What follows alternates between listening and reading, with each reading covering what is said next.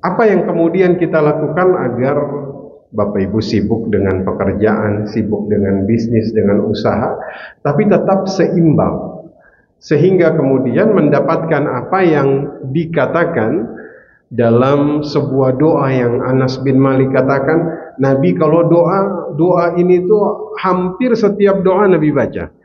Rabbana atina fid dunya hasanah wa fil akhirati hasanah wa qina adzabannar. Maka kita pun harus seperti itu. Dia nggak takut misalnya kambingnya dia taruh di puncak bukit, dia tinggal sholat, dia nggak takut. Dia lebih takut kepada Allah. Makanya kita itu juga harus seperti itu. Antum sibuk ketika kerja, tapi ingat ketika azan sudah dikumandangkan, silahkan segerakan waktunya untuk hadir di sini. Ya, itu cara kita untuk menjaga agar kemudian urusan dunia kita ini diberkahi oleh Allah Subhanahu wa ta'ala. Yang ketiga, alimun. Jadi orang alim, Pak. Jadi orang yang berilmu. Tapi jadi orang alim ini kan susah, Bapak Ibu ya. Kita ini semuanya nih belum dalam tahap alim, belum tahap yang berilmu. Akhirnya kemudian yang keempat, kata Nabi sallallahu alaihi wasallam, au muta'allimun, atau jadi penuntut ilmu.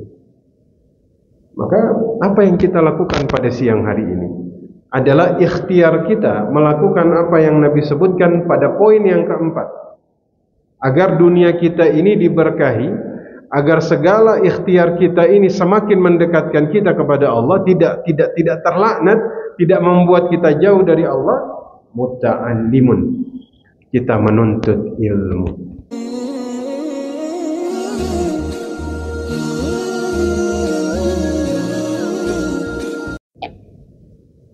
Bismillahirrahmanirrahim.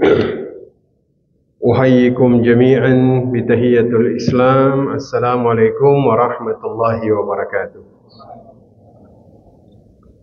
Alhamdulillah, alhamdulillahilladzi la yansa man dzakara. Alhamdulillah, alhamdulillahilladzi la yudayyi'u man syakara. Alhamdulillah, alhamdulillahilladzi yajzi bihil ihsani ihsana wa bisabri najata wa ghufrana. Asyhadu an la ilaha illallah wa asyhadu anna Muhammadar Rasulullah. Allahumma salli ala sayyidina Muhammad wa ala alihi wa sahbihi wa man tabi'ahum ila yaumiddin, amma ba'du. Alhamdulillah Bapak Ibu sekalian, kita pada siang hari ini akan membahas tawazun bainad dunya wal akhirah. Bagaimana kita itu menjaga agar akhirat dan dunia kita ini berada pada satu titik yang bisa kemudian menguntungkan kita baik di dunia maupun di akhirat. Allah berfirman, wabtaghi fima ataka Allahu daral akhirah wa la tansa nasibaka minad dunya.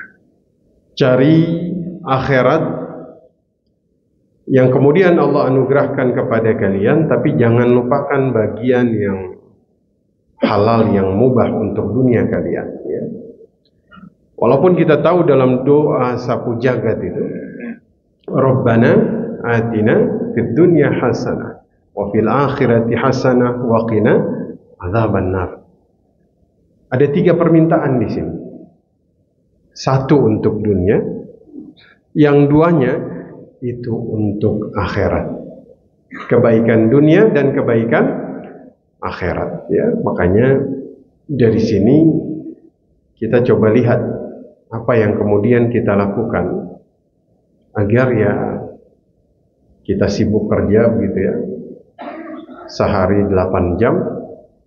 Apa yang kita lakukan agar pekerjaan yang kita lakukan ini dia bisa mendapatkan kebaikan di dunia dan akhirat.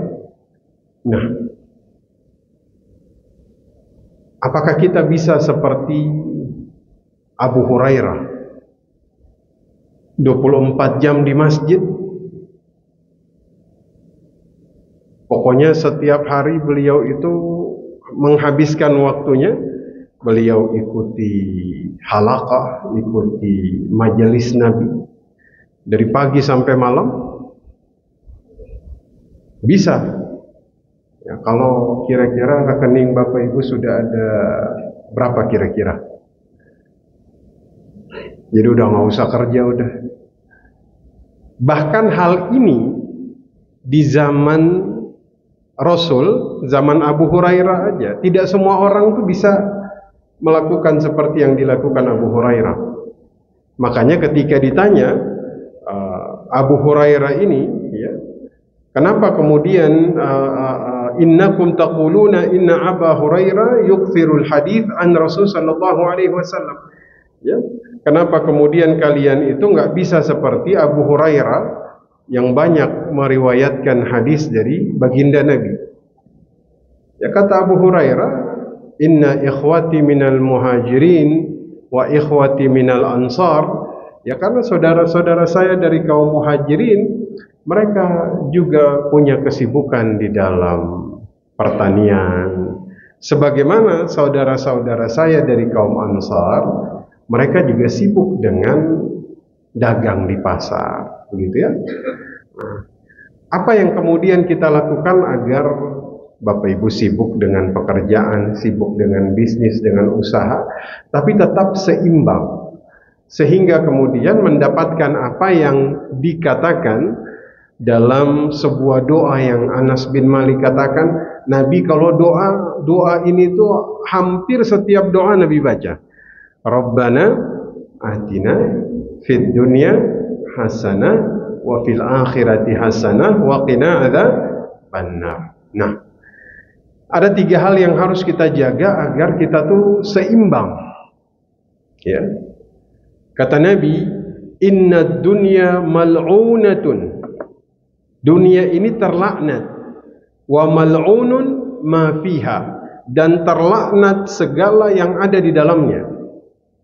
Mal'un, laknat itu artinya membuat seseorang itu jauh. Makanya ketika hadis ini disyarah, apa makna dari inna dunya mal'unatun? Kenapa dunia terlaknat?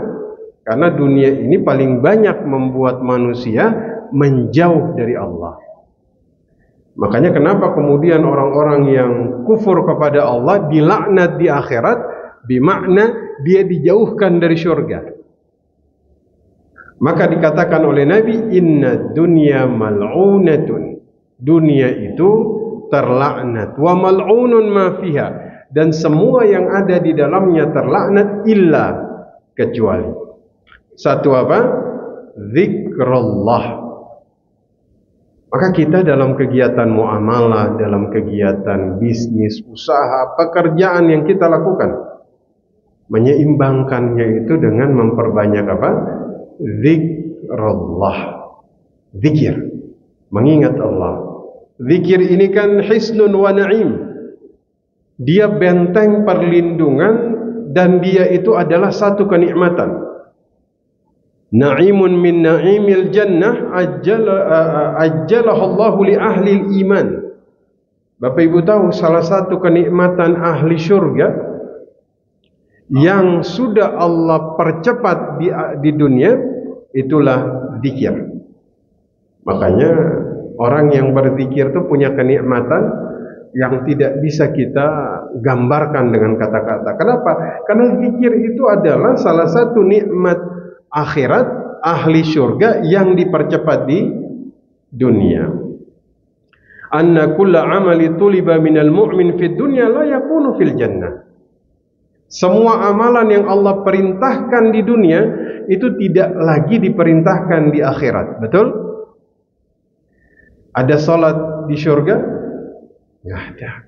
Ada haji di surga? Enggak ada. Ada kewajiban bayar zakat di surga? Tidak ada. Tidak ada. Inna kulla amali tuliba minal mu'min fid dunya la yakunu fil jannah. Semua kewajiban yang Allah wajibkan bagi orang mukmin di dunia itu tidak lagi diwajibkan di akhirat, kecuali zikir. Karena zikir itu yang masih ada dari dunia sampai akhirat. Nih, ucapan pertama manusia sebelum dia masuk surga itu zikir. Alhamdulillahilladzi hadana li hadza. Itu zikir. Oleh sebab itu maka dikatakan bahwasanya inna dzikra yabqa wa inna ahlal jannati la yalhamuna dzikra kama tulhamuna nafas. Zikir itu akan tetap ada di surga, dan ahli surga itu diilhami untuk berzikir sebagaimana mereka bernafas. Masya Allah. Makanya dikatakan oleh Nabi yang pertama apa? Zikir, Bapak Ibu. Dan termasuk zikir adalah menjaga ibadah-ibadah kita yang diwajibkan. Ya, misalnya Nabi itu bercerita tentang seorang penggembala kambing, ya, ra'i ghanam.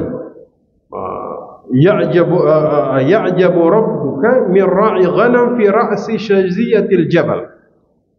Nabi bilang Allah itu kagum takjub dengan seorang penggembala kambing yang menggembalakan kambingnya di puncak bukit. Di mana? Puncak bukit. Kira-kira menurut Bapak Ibu, lebih mudah gembala kambing di dataran atau di puncak bukit? Puncak bukit itu lebih sulit, ya. Saat itu Nabi SAW katakan, yu'adzinu bis salah. Tiba waktu salat dia azan, Pak. Habis dia azan, wa yusalli. Dia salat di atas puncak bukit. Fayaqulullah azza wa jal, kata Nabi, Allah kemudian mengatakan, unzuru ila abdi hadha, lihat hambaku ini, yu'adzin wa yuqimus salat. Dia azan kemudian dia apa? Mendirikan salat. Yakhafu minni, karena dia takut kepadaku. Maka kita pun harus seperti itu. Dia nggak takut misalnya kambingnya dia taruh di puncak bukit, dia tinggal salat, dia nggak takut. Dia lebih takut kepada Allah. Makanya kita itu juga harus seperti itu. Antum sibuk ketika kerja, tapi ingat ketika azan sudah dikumandangkan, silahkan segerakan waktunya untuk hadir di sini. Ya, itu cara kita untuk menjaga agar kemudian ya, urusan dunia kita ini diberkahi oleh Allah Subhanahu wa ta'ala. Rijalun la tulhihim tijaratun wala bai'un an dzikrullah.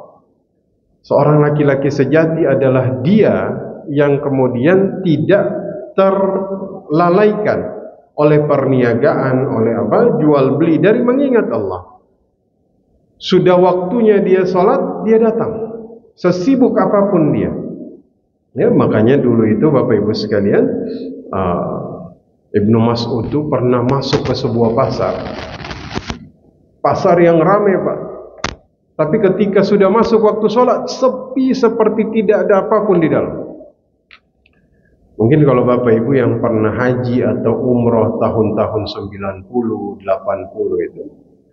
Ini kalau udah azan, ini walaupun sudah tawar-menawar, tinggal bayar, sudah ditimbang, kalau sudah azan, nanti balik lagi setelah sholat. Ya. Di zaman dulu tuh pasar seng, ya, Bapak Ibu masih ingat pasar seng? Dulu tuh pasar seng itu ada di belakang Bukit Safa itu, yang pasar belum ada mall-mall dulu ya. Itu kalau udah sholat, pedagang tuh semuanya berangkat untuk melaksanakan sholat. Itu dagangan tuh ditutup cuman pakai kain berwarna hitam. Kalau dalam fikih itu dinamakan al-hirz. Ya, hirz itu. Jadi hati-hati kalau sudah ditutup pakai kain hitam, serem itu. Jangan coba-coba kita memasukkan tangan di balik kain itu, karena kalau terpenuhi syarat-syarat yang lain kita bisa kena hukuman. Tapi itu hirz Madinah, Pak. Kalau pakai di Tanah Abang bahaya juga. Azan tutup toko cuma pakai kain hitam, sama kain-kainnya diembat sama maling. Ya, maka itu. Yang pertama apa? Illa dzikrullah, mengingat Allah. Perkara yang kedua, ya. Perkara yang kedua adalah ketika kita menunaikan hak-hak Allah dalam harta yang kita miliki. Ya. Dalam harta yang kita miliki, kita jaga hak-hak Allah di situ. Ya. Seperti contoh, Nabi bercerita tentang ada seorang laki-laki, baina rajulun bifalatin min ardi fasami'a sautan fis sahabah. Nabi bilang ada seorang laki-laki, dia di tengah padang pasir. Terus dia dengar ada satu suara, Pak. Ada satu suara dari balik awan yang memerintahkan awan, asqi hadiqata fulan. Pergilah untuk kemudian menurunkan air di kebunnya si fulan. Kata Nabi, ini laki-laki penasaran, karena ini hal yang asing sekali ya. Tiba-tiba dia dengar ada suara dari balik awan. Awan diperintahkan untuk menjatuhkan air di kebun seseorang yang disebutkan pada saat itu. Akhirnya dia ikuti, Pak. Saat dia ikuti, tiba-tiba awan ini berhenti di satu tempat, ya, di mana di bawah itu ada tanah yang berwarna hitam yang keras. Barulah awan ini dia menurunkan hujan, ya, dan ketika turun airnya itu seperti ditampung, ya. Habis ditampung, kemudian airnya itu mengalir, dia ikutin terus sampai di satu kebun, di mana hanya kebun tersebut yang dialiri oleh air hujan tersebut. Penasaran ini, dia tanya. Yang pertama dia tanya adalah nama dari pemilik kebun tadi. Dia mau mencocokkan, karena tadi dia dengar suara perintah dari balik awan, asqi hadiqata fulan, turunkan hujan pada kebunnya si fulan. Ternyata namanya sama, Pak. Berarti ini benar, ya. Dia tanya, apa amalan? Ternyata dia bilang, saya tuh kalau panen, ya, sepertiganya buat fakir miskin, buat musafir, ya, buat orang yang kesusahan, silahkan diambil. Ya. Yang kedua, buat keluarga saya sepertiganya, sisanya sepertiga buat modal tahun depan. Nah, ini cara yang mereka lakukan untuk menjaga agar dunia dan akhirat mereka ini tawazun, seimbang, ya. Agar kemudian tidak masuk dalam apa yang Nabi sampaikan, tidak terlaknat. Itu maksudnya mereka tuh tidak terjauhkan dari Allah Subhanahu wa taala, ya. Nah, bahkan Nabi SAW bersabda, tidaklah seorang muslim dia tanam satu tanaman, ya, tumbuhan atau tanaman di mana nanti dia berbuah atau berbiji, dimakan oleh hewan, dimakan oleh manusia, kecuali semua akan berbuah pahala bagi dia. Nah, itu yang kedua. Yang ketiga, jadi kata Nabi, ala inna dunya mal'unatun wa mal'unun ma fiha illa, dan tidaklah kemudian, dan dunia ini semuanya terlaknat dan segala isinya terlaknat kecuali satu apa? Zikrullah, zikir. Yang kedua apa? Wa mawalahu, dia melakukan apa yang dirahmati, diridhai oleh Allah, hal-hal yang mendekatkan dia seperti tukang kebun tadi, ya. Yang ketiga, alimun, jadi orang alim, Pak. Jadi orang yang berilmu. Tapi jadi orang alim ini kan susah, Bapak Ibu, ya. Kita ini semuanya nih belum dalam tahap alim, belum tahap yang berilmu. Akhirnya kemudian yang keempat, kata Nabi sallallahu alaihi wasallam, au muta'allimun, atau jadi penuntut ilmu. Maka apa yang kita lakukan pada siang hari ini adalah ikhtiar kita melakukan apa yang Nabi sebutkan pada poin yang keempat, agar dunia kita ini diberkahi, agar segala ikhtiar kita ini semakin mendekatkan kita kepada Allah, tidak terlaknat, tidak membuat kita jauh dari Allah. Muta'allimun, kita menuntut ilmu. Itu poin yang keempat yang Nabi sampaikan. Bahkan Umar bin Khattab, beliau hijrah dari Makkah ke Madinah. Beliau tinggal tuh di Madinah itu di satu tempat, tetangganya tuh Bani Umayyah bin Zaid kalau tidak salah. Umar ini cerita, saya itu Setiap hari juga sibuk dengan kegiatan-kegiatan saya untuk mencari nafkah. Tapi yang selalu saya jaga adalah menuntut ilmu. Bahkan nama tetangganya tuh beliau pesan, kalau saya nggak bisa hadir, tolong catatannya dikasih. Atau kalau beliau hadir, tetangganya itu nggak hadir, beliau akan bagi catatannya kepada tetangganya tersebut. Karena inilah poin yang keempat, muta'allimun, menuntut ilmu. Ya, makanya Bapak Ibu, kita tuh harus punya waktu-waktu di mana kita itu hadir di majelis-majelis ilmu untuk mengambil ilmu pada hari-hari tersebut yang kita lazimkan setiap hari, sehingga ini kemudian membuat dunia dan akhirat kita menjadi diberkahi oleh Allah Subhanahu wa ta'ala. Maka kita ulangi lagi, satu apa? Zikrullah. Dua apa? Lakukan hal-hal yang membuat Allah ridha kepada kita. Mau sedekah, ya, mau kita berakhlak yang baik kepada orang lain, ya, kita bantu orang lain. Semua hal kebaikan kita lakukan. Ya. Yang ketiga, alimun, jadi orang yang berilmu. Atau yang keempat, muta'allimun, jadi seorang yang menuntut ilmu. Jika kemudian empat perkara ini bisa kita laksanakan, insya Allah dunia kita diberkahi oleh Allah Subhanahu wa ta'ala. Kita dapat dunia yang hasanah, ya, akhirat yang hasanah, dan kita dihindarkan dari api neraka. Amin amin ya rabbal alamin. Saya kira itu yang kemudian saya sampaikan pada siang hari ini. Poin terakhir adalah jadikan hati kita ini orang-orang yang qanaah. Ya. Kita cari dunia, tapi jangan lupa kita qanaah. Ya. Nasibuka mimma tajma'ud dahra kullahu, rida'ani tulwa fihima wa hanud. Jatahmu dari harta yang kamu kumpulkan sepanjang hidup ini hanyalah dua helai kain yang dipakai untuk membungkusmu dan kapur barus yang kemudian disiapkan untukmu. Qanaah. Qanaah itu ar-ridha bimadunal kifayah. Ridha dengan sesuatu yang tidak cukup. Ya. Apapun yang kita cari, hasilnya alhamdulillahi rabbil alamin. Walaupun tidak sesuai dengan apa yang kita harapkan, tapi qanaah membuat kita itu pada akhirnya senantiasa mengamalkan syukur di dalam kehidupan kita. Akhirul kalam, mari kita tutup taklim kita pada siang hari ini dengan sama-sama membacakan doa kafaratul majlis.